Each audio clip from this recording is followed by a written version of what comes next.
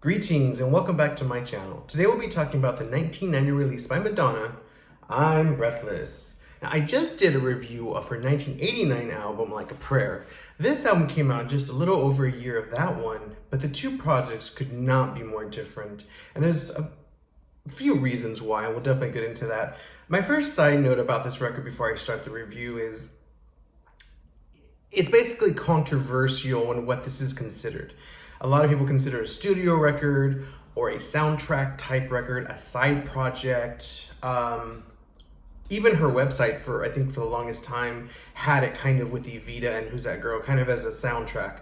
However, I consider this an actual LP. All the material is new, newly recorded.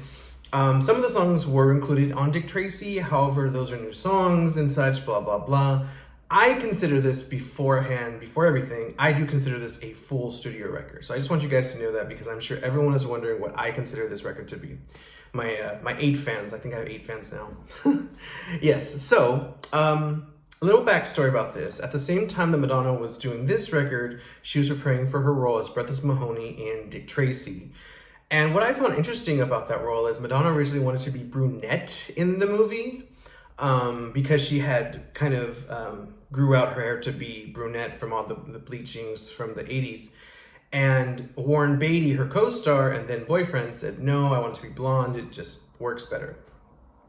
So she went ahead and went blonde again, thus the look and Blonde Ambition and just that whole era being so iconic with her blonde hair.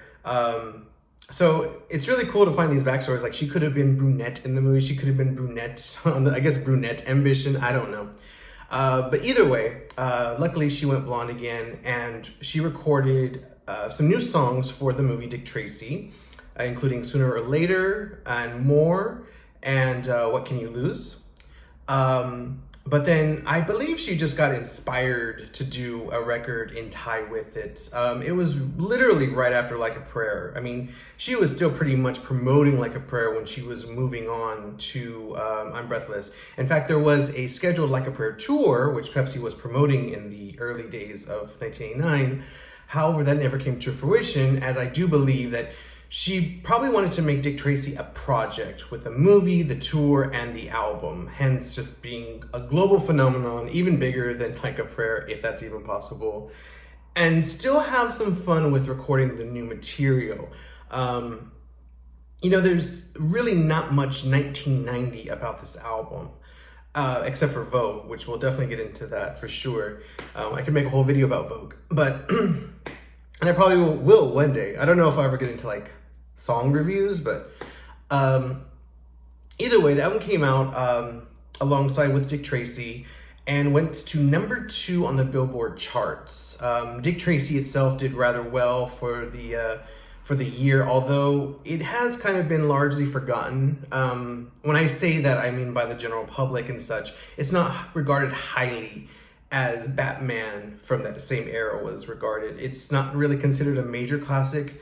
I've seen the film. I'm not a big fan of it. I think it's a little poorly shot. It's not, I think the cinematography could have been better and maybe the story and definitely the editing. And we will definitely talk about the editing of Dick Tracy within this. The whole thing really blends together. The thing with Madonna is back then, she really had projects. She had the Virgin album and the Virgin tour and Desperate Seeking Susan, Who's That Girl movie, Who's That Girl soundtrack, Who's That Girl tour, Blonde Ambition, I'm Breathless, Dick Tracy, Erotica, Sex, Body of Evidence, and I guess later on Ray of Light and The Next Best Thing. Maybe? No? No. Well, well, I think they kind of go together. Like I always associate The Next Best Thing with Ray of Light. I do.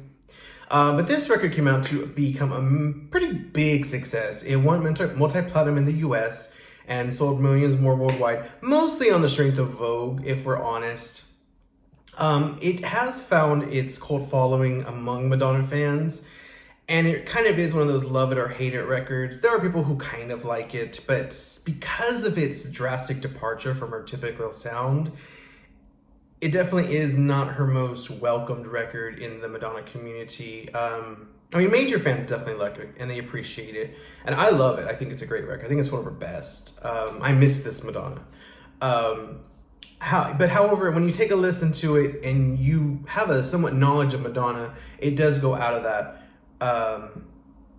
typical Madonna lure, much more than Evita, I think, because Evita definitely fit the concept of the film, whereas this project, it does fit the film. However, since the film wasn't this, legacy of her career, yeah, it kind of sticks out more because you can kind of forget about Dick Tracy and listen to the songs and like, what was this, So, and also Evita existed prior to Madonna. Anyways, so like I said, the album went to number 2, became a big success. The single Vogue, which was the first single, went to number 1 and went double platinum in the US, meaning it sold 2 million copies. It was also a radio sensation all over MTV. Strangely did not win her best video of the year. She lost to Sinead O'Connor's Nothing Compares to You. And the second single, Hanky Panky, went to number 10 and went gold, which I am assuming is largely because anything Madonna would have released would have been top 10 no matter what. I love Hanky Panky, but oh my God, I can't believe that it was a top 10 single or that it was chosen as a single. I mean, I think there's nothing better when an artist has such success that they can really just release whatever they want. And no matter how bizarre or how campy, and it's still a hit because they're just so successful. I love that when they actually take advantage of it. And I think that's what makes Madonna special, is that she took advantage of that high fame and high success with Warner Brothers and Sire Records and herself, whatever, and took risks. And I really wish that Madonna would come back. I know she still takes risks. I'm not saying she doesn't take risks, but I want to say more like less premeditated risks, I guess. I mean, well, of course she was premeditated then as well, but we'll get into that what I'm talking about later. So please stay tuned to find out what Eric means when I talk about her premeditated risk compared to this album.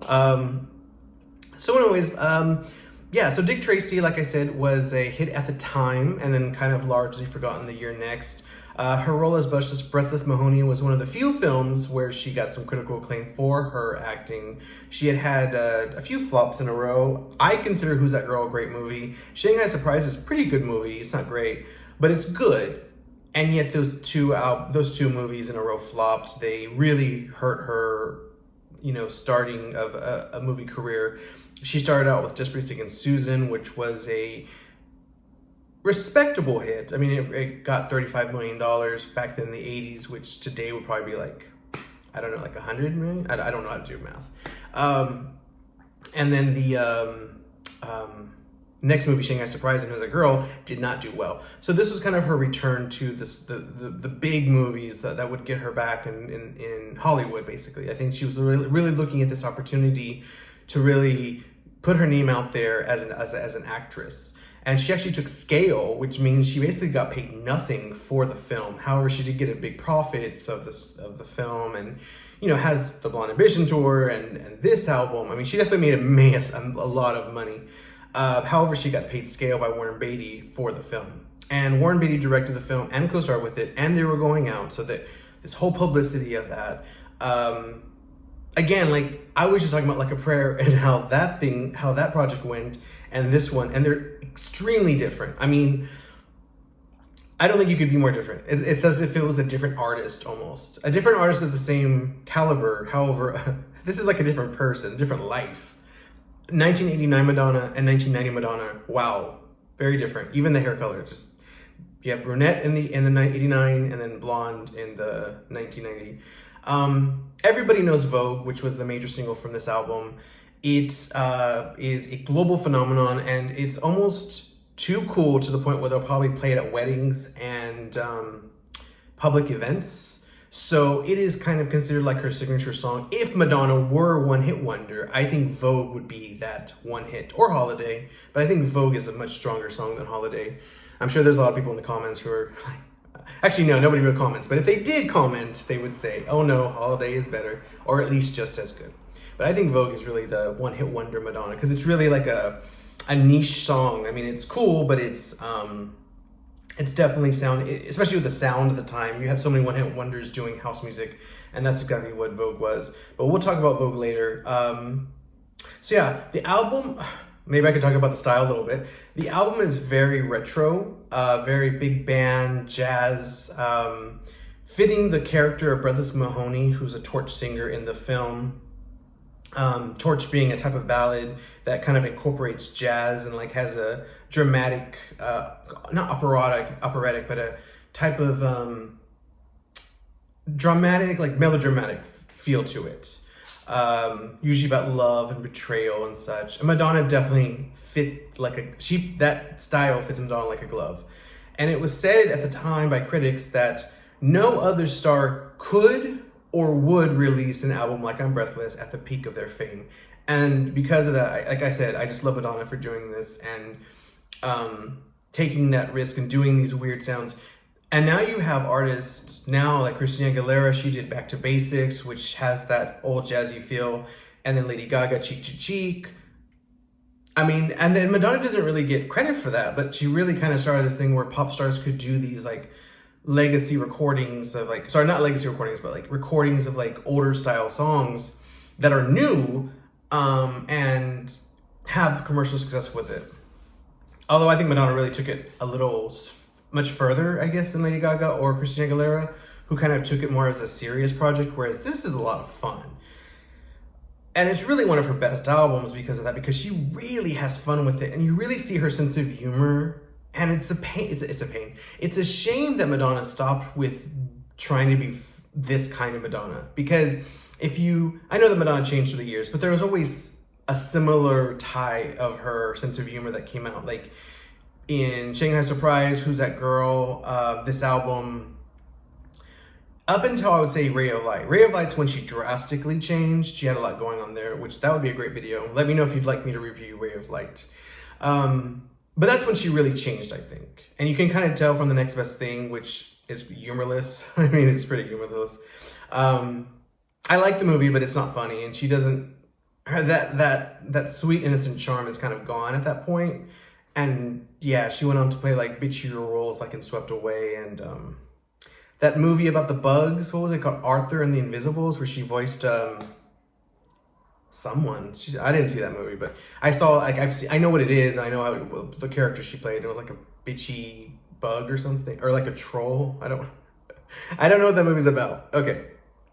Anyways, my point is, the Madonna at this era was just like at a peak form, vocally and characteristically, personality-wise, and just fame. And it's just a great time to go back to, like when you're listening to it, like, wow, that was really cool that Madonna did this. But yeah, let's talk about the music, because I've been rambling on about 1990 Madonna for like 12 minutes now, 13. And yeah, let's get into this is the vinyl, which there is no inner sleeve for this vinyl. So it's just like these pictures. I personally think this would have been the better picture for the album cover. Maybe not this picture with this editing, but like maybe this picture as a square and then with the art direction. This is with Warren Beatty and it looks a little lifeless. I don't know, it's okay, but it's just not my favorite album cover. I don't think I'd get a shirt with it, you know? I don't know. But anyways, it's a good album. We'll talk about it. So really quick, she did work with Patrick Leonard again, although she did not work with Stephen Bray on this record. Patrick Leonard and her co-wrote a lot of the songs on the album. And then she worked with Shep Pettibone, who had been remixing Express Yourself. And he also remixed, I believe, True Blue, the color mix. I could be wrong. Let me know in the comments. I think it's just color mix. But Shep Pettibone was an up-and-coming remixer of the 80s. He worked with Whitney Houston, Janet Jackson, Paula Abdul. And he worked with Madonna as well, like I said, on Express Yourself and True Blue. And I guess she liked his stuff and wanted to make a song with him, so they did Vogue together. And that was the beginning of a multi-year relationship up until Erotica.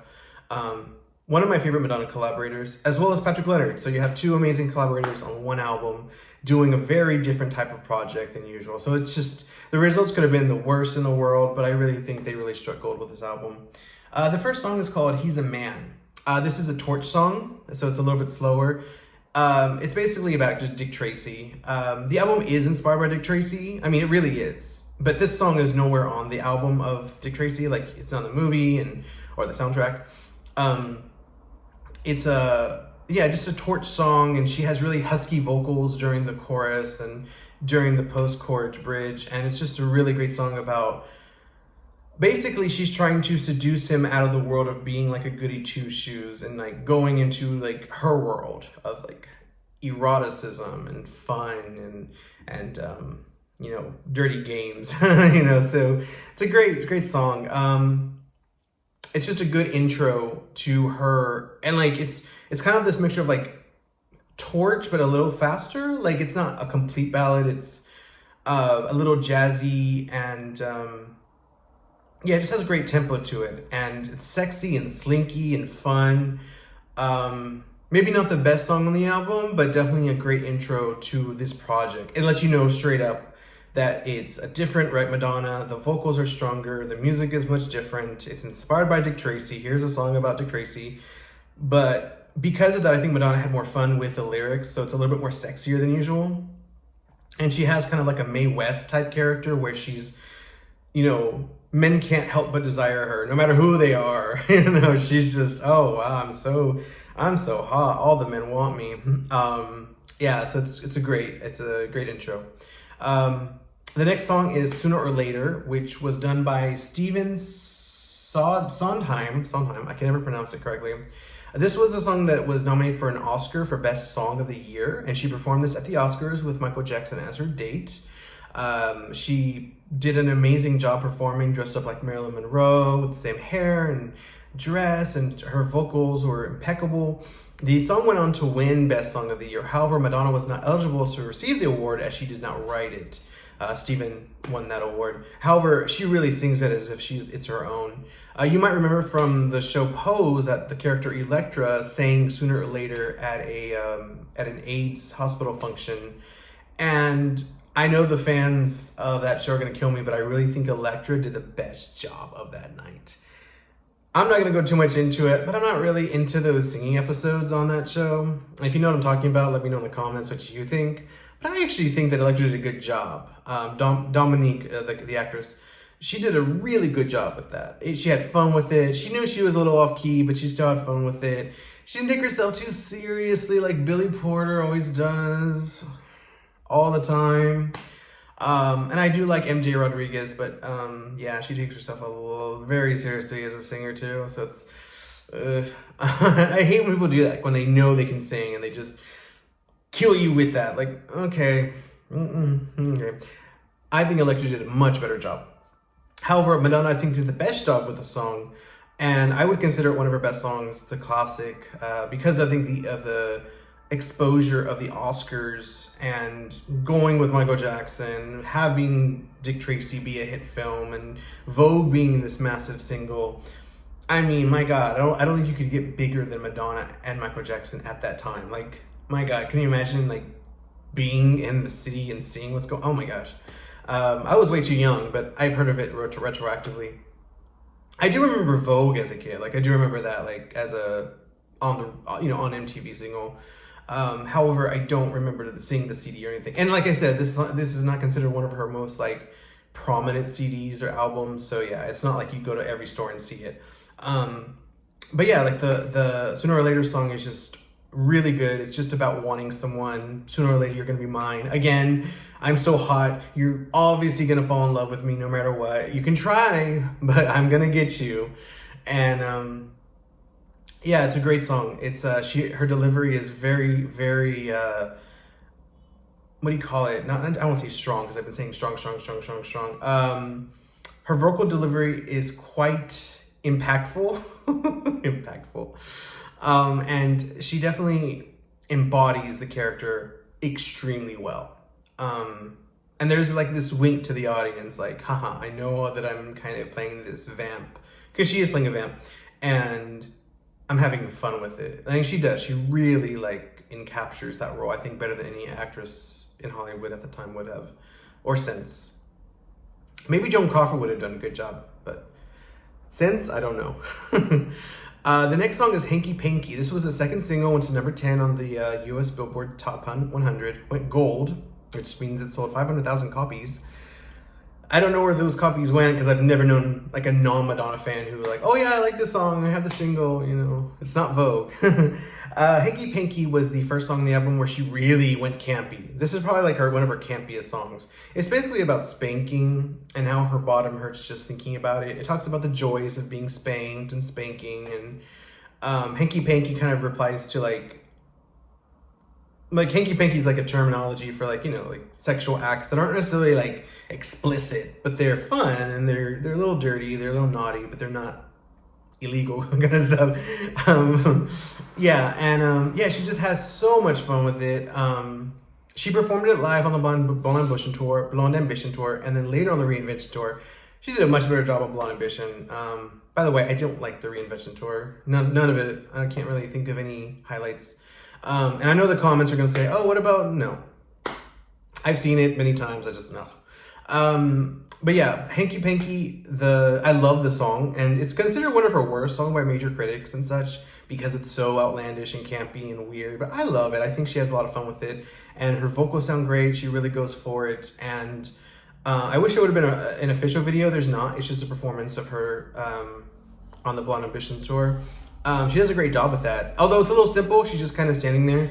I would imagine the video have her like in a yellow sequined Mae West looking outfit, and it would be like in an old saloon bar, and she would just go around be singing about it and like bending over and being spanked, and just lots of cool scenes like with like handsome men and like wanting her and following her, and yeah, I think that would have been a cool video.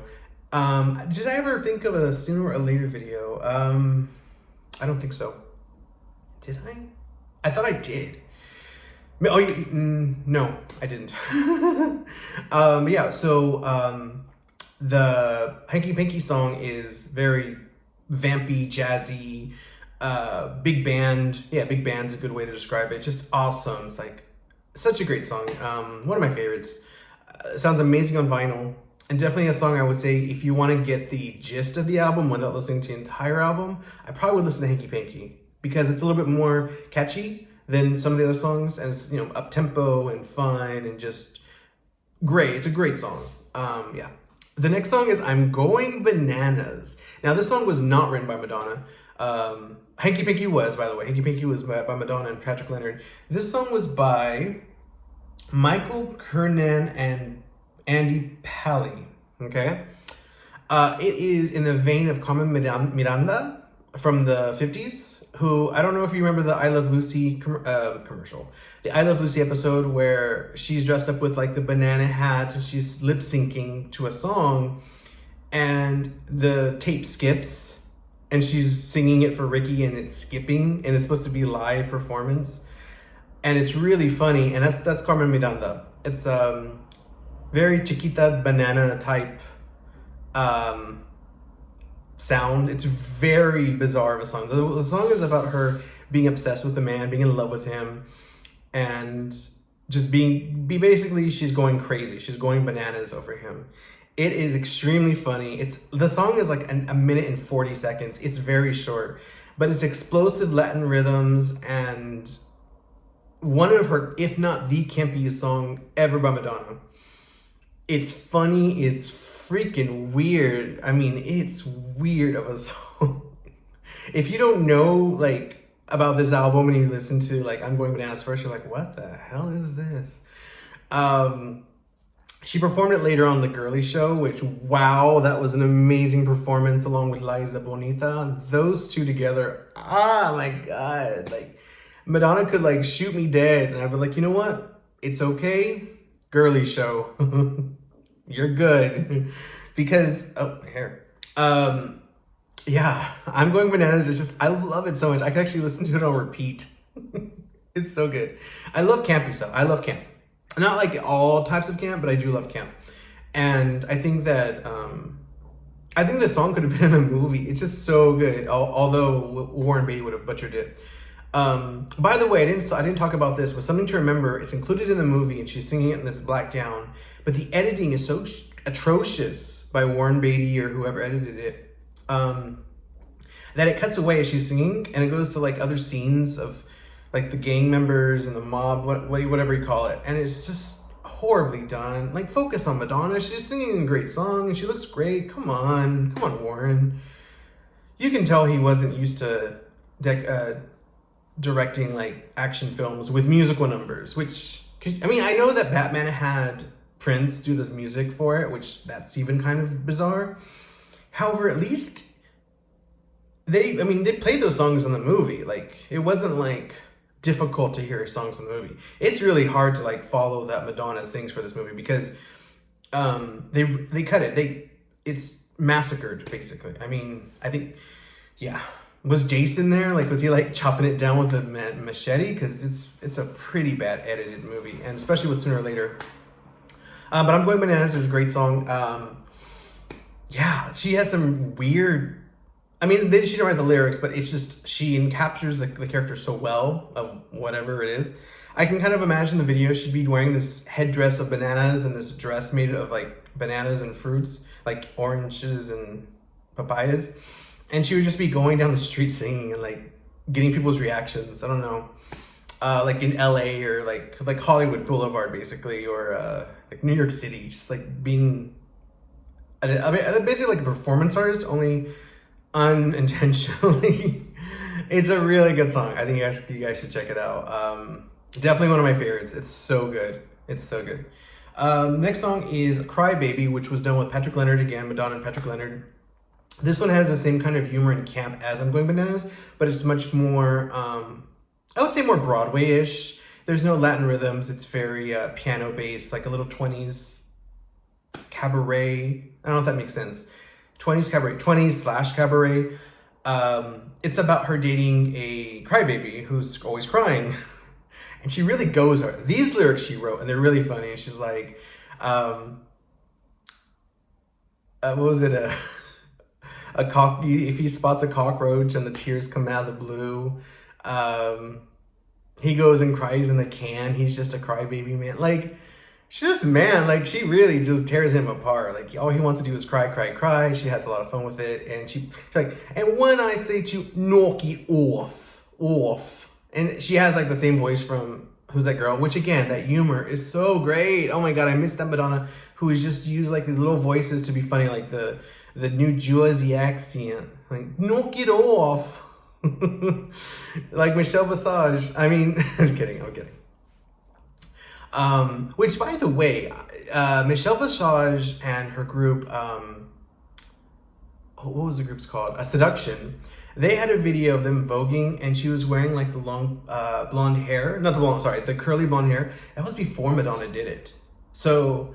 And Madonna did, like, we'll discuss that later, but Madonna did kind of like to see what was going on, like, on the underground and then bring it to the forefront, which one might consider that like being a culture vulture, but at the time, I think it was just a good idea. Like, I don't think it was done with bad intentions. It's not like extreme culture vulture. It's more like someone who just, they want to be inspired by other artists, you know? So anyways, this little side note about Seduction and Michelle Visage. They had their videos, Two Can Make It Right, and You're My One and Only True Love. And the Warner Brothers sent them a cease and desist, basically, saying, please stop emulating Madonna. People are getting confused. But it was actually their look first, and Madonna copied them. If you look at the timelines. And we'll talk more about that later, because there's kind of other instances. Very similar. So, not with lawsuits, just, yeah, timelines. But yeah, Cry Baby, please give it a listen. It's funny. It's not as great as I'm Going Bananas, but it's good. Like, it's a lot of fun. I love it. I think it's really funny. I actually laugh to it. Like, she's a very funny woman, and especially then. I miss the Madonna. The next song is the first real ballad called Something to Remember, which is a little jazzy, but it's kind of like it's a pop ballad, but I mean, it's definitely not 1990 pop ballad. It is kind of like a 1930s, 40s pop ballad. And it's the first serious song on the album. Basically, I was not your lover, I was not your friend, but you gave me something to remember. Basically, her, like, it's a relationship ending, and she's taking the lessons that she learned from it as she moves on in life. And it's, you know, it's sad. It's like, what a shame, who's to blame kind of lyrics. It's a great song. Later on, the 1995 compilation, Something to Remember, was named after the song. I don't think the song is the strongest ballad she has. I mean, she definitely has better ballads from Like a Prayer, but I think it's a really good song. And I love the strings in the middle section. They're like really beautifully, and they sweep you away. They sweep you away, and it's just a well done song. And she's very vulnerable on the track and a little bit more demure than usual, especially coming off Crybaby. Rather strange to go from Crybaby to Something to Remember, but Madonna's really good at like going through a lot of emotions step by step, you know, like have fun, sad, and then after the sad, you're gonna have fun again. Like she's not gonna keep you too sad too long, but she's also like, there is seriousness to her music. It's not just all fun camp. So yeah. And these songs were not in the movie. All 3 songs were not in the movie or associated. They're just influenced by it. Crybaby, I think, was just her having fun, and I'm Going Bananas was just her having even more fun because they really had nothing to do with the movie. Yeah, so the next song we have, which starts side 2, is Back in Business. This one was done by Patrick Leonard and Madonna. However, it sounds like it could have been done by Stephen Sondheim. So well done. It's this jazz song about basically her thanking Dick Tracy for putting her back in business. It's kind of like a, what do you call it? I mean, she's definitely showing confidence in the song, like for her winnings and grand reappearance on the scene. I can kind of imagine the video with her like underground with a bunch of dancers, and they're using flashlights in the sewer or whatever, like the underground whatever, and dancing and wearing like black sweaters and black pants, and just having a black look overall, and like dancing to the song. It has great vocals by Nikki Harris and Don DeLore. The whole album pretty much does. They really collaborated on that. By the way, I love Don DeLore and Nikki Harris. Oh my God, I wish they would come back with Madonna. I wish Madonna would kind of tell them to come, you know, hey, let's do some more touring together. Because Madonna's tours have definitely not been as fun without them. Like, I know I didn't go to the girly show, but you can watch it and see how much fun they're having. Whereas the other tours, it looks cheesy. It looks like they're doing it because they're getting paid. Like, and I'm sure that Don DeLore, Madonna, and Nikki Harris, they were getting paid to do that too. But I don't know. There's just something cheesy about Madonna's last tours in terms of the dancers. So there was like, yeah. No. I want them to just kind of react with Madonna. Like, you know, they don't do that anymore. I mean, they do they do like interact with her. I'm not talking about that, but they just seem they seem like hype men now. Yeah, hype men. Like, yeah, let's have fun, and everyone's smiling, but it seems fake. I don't know, I could be wrong, but I do feel something's drastically changed on Madonna. I mean, I know Madonna evolves, blah, blah, blah. I'm not saying Madonna can evolve. I'm just talking about the quality of the product being presented by the artist for her consumers. That's what I'm talking about. I know that everyone changes, especially her, but, you know, if I shave my beard, it changes, but it's not necessarily better, you know? Like, yeah, it's different, but I don't have the chin, I don't have the jawline.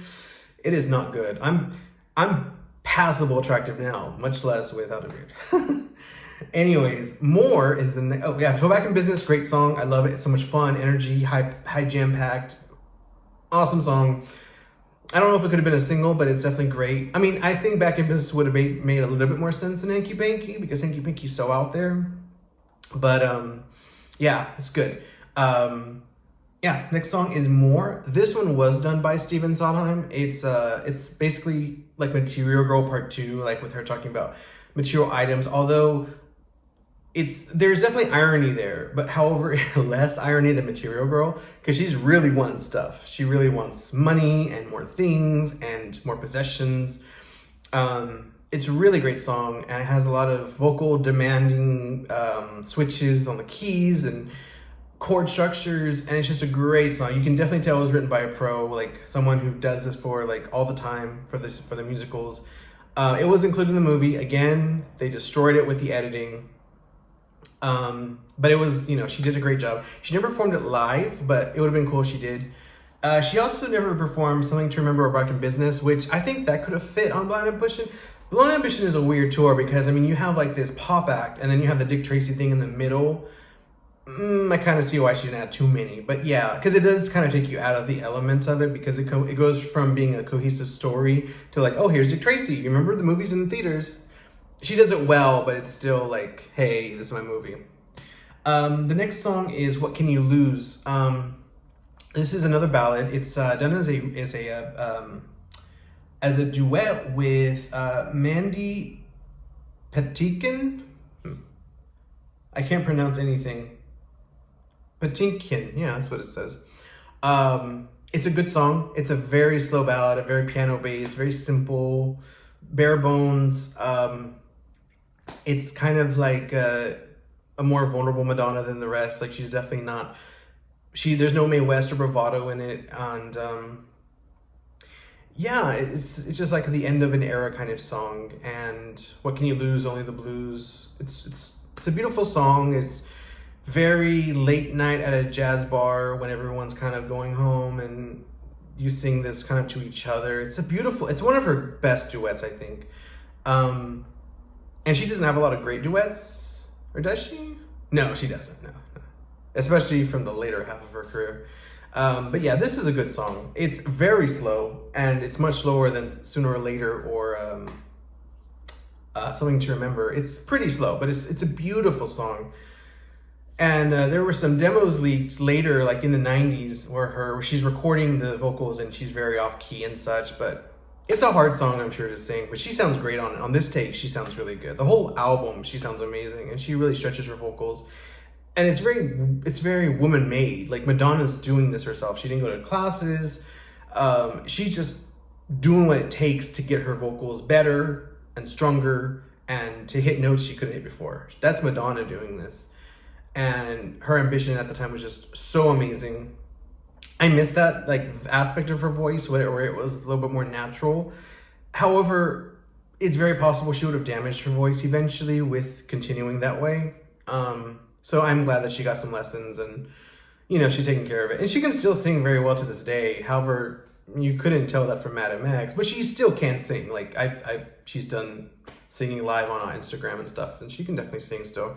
But I miss the raw vocals. And I don't mean to sound like this, oh, I love Madonna before. I still like Madonna. It's just, I mean, she's like any human being. Everyone changes. I'm going to change. You're going to change. And it's just, some people get better. Some people get worse. Some people just go on their own road, and maybe you don't connect with it. And that's the thing. I just don't connect with modern Madonna nearly as much as before. And the thing was, I wasn't even around during some of this stuff. So yeah, I just like certain things. And this is, if that makes sense. I don't want to talk too much about that. I feel like I talk too much about how Madonna with this and the 1990 and this and back then, and yeah. But let's move on. The next song is Now I'm Following You. It's a duet with Warren Beatty. It's really cheeky and fun, and they're just it's a cute little dance number, and very like retro jazzy type, and there's tap dancing, and it's just a little, not really like a love song, but like a little ditty about two lovers.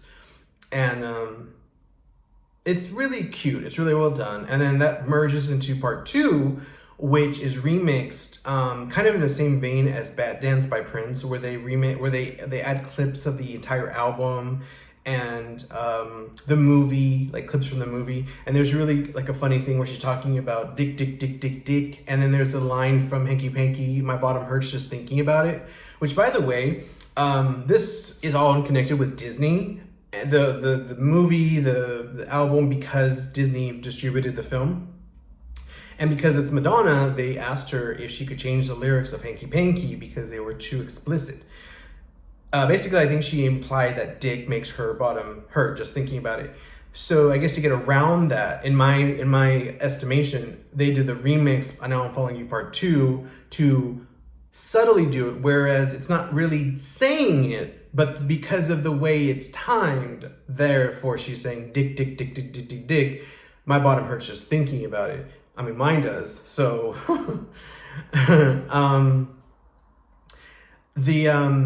it was supposed to be a single in 1990, but that never happened. It was performed on the Blonde Ambition tour. She lip synced it.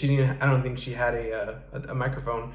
And then she left, and that's when a bunch of her dancers dressed like Dick Tracy with their their underwear came out dancing to the song while she went to go change, which Madonna did that a lot, where if she had to go change like to a drastically different outfit, she would have her dancers come out and dance and stuff. Like with Rain, after Rain, she had them dancing and singing like the rain, singing in the rain and singing like the rain.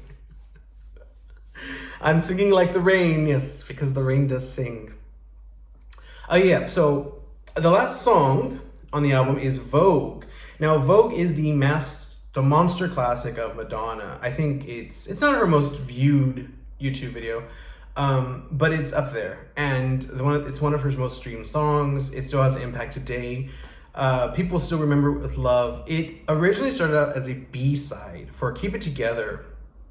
Keep It Together was the final single of Like a Prayer, and to avoid having another flop single like Oh Father, Warner Brothers really wanted a strong B-side to ensure strong sales. So she wrote Vogue with Shep Pettibone, who she had been working with on remixes for years. They loved it, and they wanted it to be a single. However, she was doing Dick Tracy. So I think what happened, this is going away from actual facts, I think they just tacked it on and like, okay, it's about old Hollywood and you're making a movie that's kind of old Hollywood, kind of. It's a stretch, but it does match the movie and the album.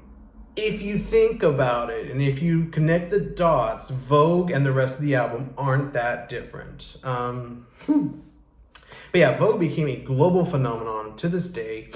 The simplistic pianos and bass line and the percussion just, wow. I think the piano is just some of the best of all time. The dun dun dun dun dun dun dun dun dun dun dun. It's amazing. Amazing. The song, her vocals, I think she did one take, and that take was later leaked online. Wow, she did such a great job. Actually, if you listen to the studio version where they kind of tweak her vocals a little bit with like overdubs, it kind of takes away a little bit of her hitting the notes properly. It kind of makes her voice sound weaker. Because I've heard the raw vocals, I'm like, dang, she sounds really good. But they polished it for the, with dubs. They didn't have much but technology. And it just kind of diminishes her hitting the keys and hitting them just so. Sounds a little weird, but I don't know why they did that. But yeah, she sounds great on the song, and it's just about dancing, feeling free. It was inspired by the underground, not drag performers, but like the Voguers of the ballrooms. Like I was mentioning Pose earlier. Pose even did a full season that kind of talked about Vogue, and it incorporated the song into its plotline because the show takes place in 1990, the second season. And yeah, like there was Vogue classes. It became like a trend, basically. It became a thing, like voguing, and you had like people in the Midwest voguing and people all over the world voguing, not knowing that its roots were from the Black people and the Latino people of the trans community in these ballrooms dancing and expressing themselves for trophies. And yeah, Madonna didn't give them credit like right away saying, hey, the video doesn't say, please know this comes, it's not that kind of thing. But she did hire some dancers from the ballroom to be Jose and Luis, who went on tour with her, and they even recorded a song with her, Queen's English, later on, which I love Queen's English. I love it. It's a great song. And the Madonna remix is amazing, where they use just her vocals. Wow, I love it. And it really brought that to the forefront of like dance. Like it's one of those, like the dancing trends of all time. It's one of those, like the jitterbug and the mashed potato, and then you have Vogue. Yeah, it's just really cool that Madonna was inspired by that. And some people have later like retroactively called her a cultural vulture, especially because there was a song called Deep in Vogue that came out before this. Although the songs are drastically different. I mean, yeah, one sounds like it was done like with one idea in mind, and the other one is just semi-influenced by it. House music had been around for several years. I mean, you have Frankie Knuckles, who had been around for several years at this point. And Larry, I think it's Larry Fingers. He also had house records way before this. So it didn't invent house music, but it did bring that type of underground sound to the forefront and made acts like Blue Box and CNC Music Factory, I think, have the opportunity to break through. I'm not saying that she invented the genre or that she made it popular, but I think that she kind of put it on the forefront map and said, hey, this is a great sound. Let's all kind of go with it. And Erotica was her next album after this, and she really kind of went with that whole house sound for the whole record for the most part. And I'm sure that a lot of people wanted this to be that, where it'd be like an album full of Vogues. Yeah, but the album that we got, be regardless of that, is so good that you can kind of forgive it. But yeah, sometimes I do want more Vogue songs. But she gave us plenty, like with Rescue Me and Fever and Deeper and Words and, unreleased songs like Shame and Goodbye to Innocence, which was released on Just Say Row. Yeah, she definitely stayed in that house sound for a good while. It was such a massive hit. It's one of her biggest hits. However, I think retroactively, I think Hung Up is considered to be more globally impactful, maybe? I don't know. I don't think so. To me, I don't. But it depends on who you talk to. To me, Vogue, I think, is not necessarily her best song, but one of her best. And it's just a song I can listen to over and over and really puts the cherry on top for this amazing album. Madonna in 1998 would say this is her favorite album, that she loves every song on the album, and I agree. It's such a great album. There's not really any filler. There's songs that are not as strong, like What Can You Lose is not my favorite on the album, but it's definitely a good song. It's not one that I would skip or take off. There's nothing I'm like, oh, this is filler. It all fits really well. Madonna did a really good job at making the album cohesive and sound very different at the same time. Kudos to her for that, and especially because it was all between the movie and the tour and the Like a Prayer era and the Just For My Love era. This is really just splat in the middle of that. So great job of Madonna for that, because she was doing a lot back then. Plus she was with Warren Beatty, my God, no wonder he was pissed in Truth or Dare. Yeah, so she also did Truth or Dare after this, and Immaculate Collection came out this same year with Justify My Love, which was another #1 single. I mean, my God, Madonna was on top of the world. I can't imagine that kind of fame that she had. And yet, I'm Breathless, Dick Tracy, she wasn't the star of Dick Tracy. I'm Breathless wasn't the massive album of the year. She was so massively big, but she didn't really have a massive project at the time that was her, if that makes sense. Does that make sense? Yeah, it's weird that she kind of took a back seat into other people in the movie because she's not the star. The album isn't a pop album from 1990, so that kind of takes a back seat to putting a themed album out that has to do with the movie, and yet she's more famous than ever. So yeah. And it's weird because she waited till Erotica to come out, but by then, I mean, oh my gosh, things have changed a lot.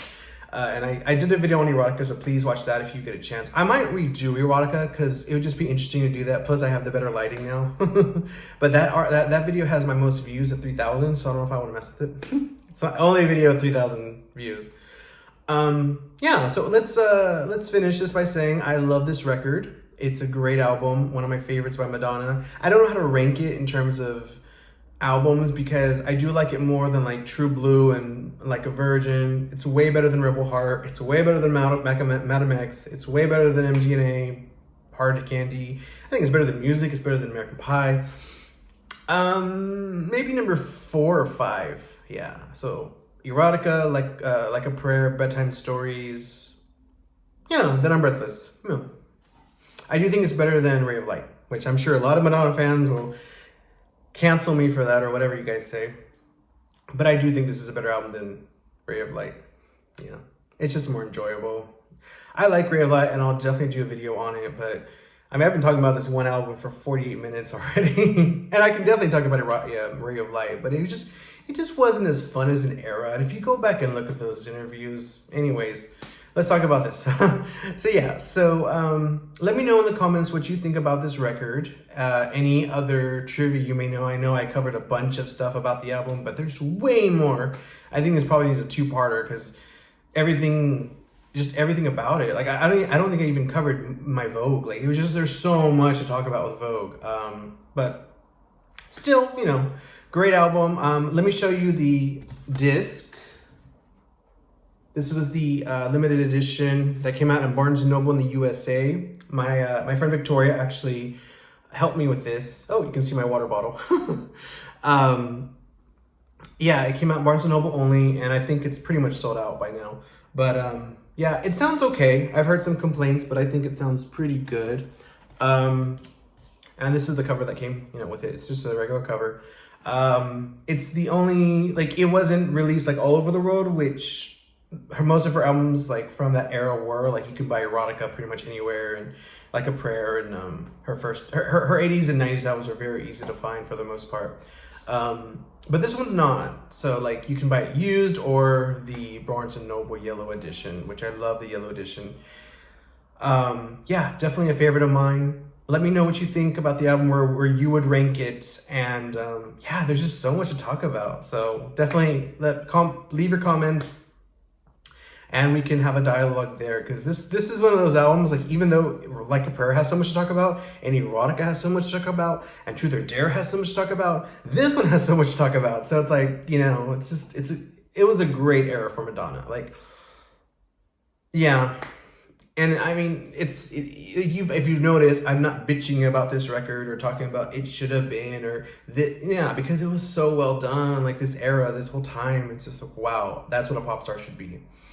So thank you for watching, and follow me on Instagram, and also check out my Erotica and Madame X and Hard Candy Madonna videos, and Like a Prayer. The Like a Prayer one just came out, so I will link those in the what do you call it?